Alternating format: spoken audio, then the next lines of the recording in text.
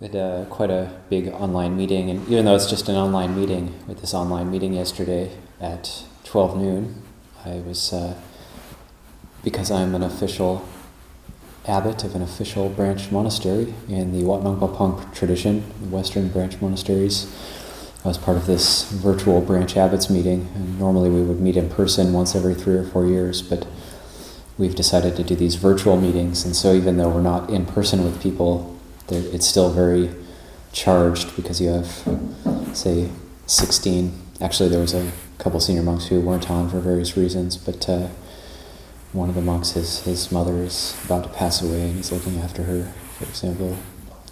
So, it was, but you had 15 branch abbots, so a lot of seniority there, and so, and I'm always inspired by just when there's difficult issues or whatever, or difficult situations that arise in the Sangha, the kind of wisdom of the elders is quite impressive, and always bringing it back to using the Dhamma, and particularly the Dhammas of just harmony, what we call samagi, like a harmony, and just bringing it back to away from a worldly perspective and into a Dhamma perspective, and can always be, it's incredibly helpful. And so, and because there's all those years of experience, I always find it quite inspiring. But for me, the highlight of the meeting was the very beginning, where Luang Por Sumedho was invited to come on and give us a Dhamma talk to open our meeting. And it was the first time he's ever used Zoom. And he wasn't using it himself. One of the junior monks was setting it up for him and placing the screen in front of him. But he said something like, "This is very weird." And he also, his eyesight has degenerated to the point where he can't see more than 10 feet in front of him. But he was able to see us with this screen very, very close to him. And so he gave us about a 10-minute opening address. And it was just very moving for me. It was him just... And he looked very bright, and he was just very radiant.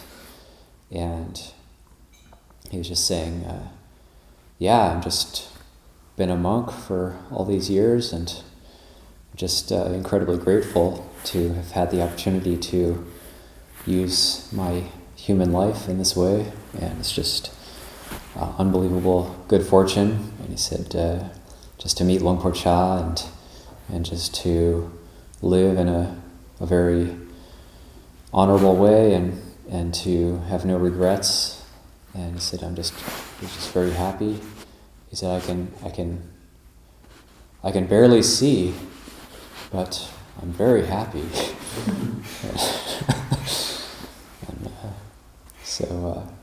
It's just very genuine and quite moving. And he went on like that for about 10 minutes, and he said, "Okay, I'll let you get on with your business now."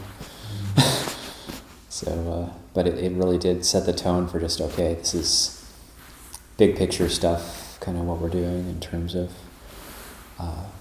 especially those of us trying to make the monastic life work for us long term.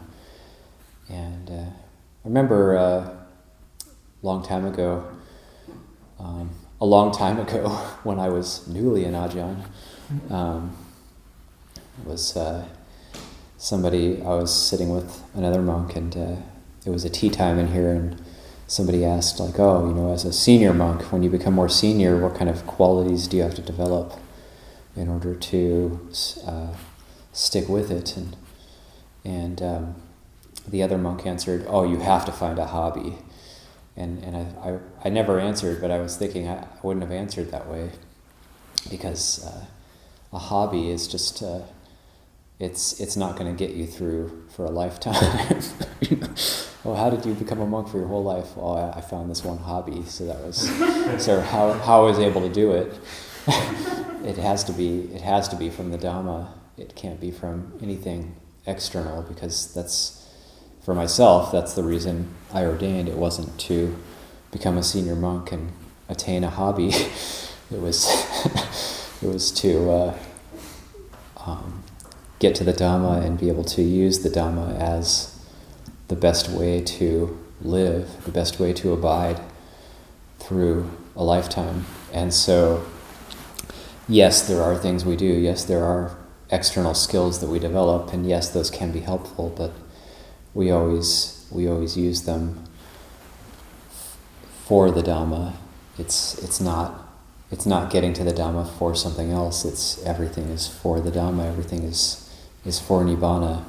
And in the end, whatever skill or hobby or even any mental skill we develop, any memorization, has to all be let go of in the end. So the Dhamma is that which teaches us to drop it all now in the present. When there's this phrase that I find really inspiring in the suttas, and it's a phrase that I never really contemplated until more recently, and it's this phrase that when you get these stock phrases when a monk attains arahantship, done is what had to be done, there is no more coming to any state of being, or so on. There's these stock phrases, and be like, okay, I've read that stock phrase many times. It doesn't really, arahantship is a very, very remote, very far off thing.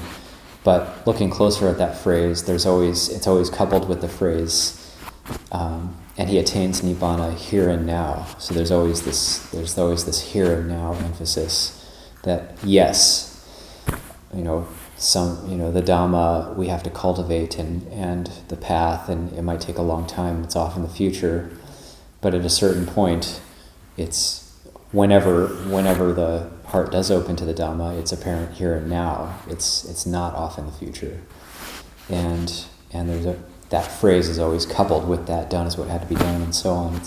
They attain nibbana here and now, which is quite amazing, actually. Leave that for reflection this morning.